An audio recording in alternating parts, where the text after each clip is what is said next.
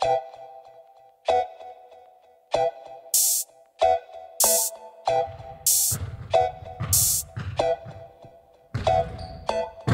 tikrųjų įspūdžiai patys geriausi, labai smagu buvo, norėčiau padėkoti visiems treneriam, agentui už galimybę dalyvauti tokioje stovykloje ir tik patys šilčiausi prisiminimai.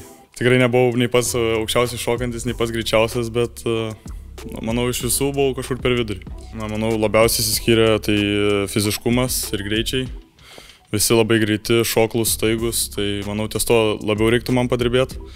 Paskaitas ir treniruotes jums vedė žymus treneriai, buvę NBA žaidėjai, kurio galbūt paskaita įsiminė labiausiai. Manau labiausiai įsiminė Jackie Mona interviu, kadangi jisai sakė, kad norint būti gerų komandos draugų neužtenka būti lyderiu aikštelėje, reikia rodyti pavyzdį ir už jos ribų.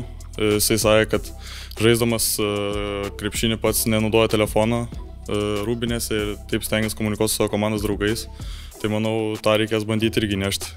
Kas galbūt šiaip patį nustebino toje stovykloje, kokios sąlygos, papasakok apie visą tą patirtį už aikštelės ribų?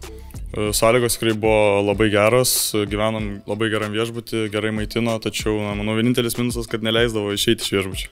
Manau, kad dėl to, nes jie yra atsakingi už mus ir nenori, kad grįžtume sužeisti ar sužaloti į savo klubus.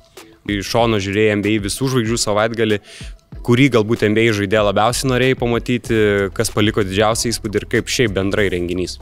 Iš tikrųjų, tai renginys iš pradžių buvo gana įdomus, bet vėliau buvo šiek tiek nuobodus, o žaidėją tai labiausiai norėjau pamatyti LeBroną, kadangi yra geriausias laikų žaidėjas.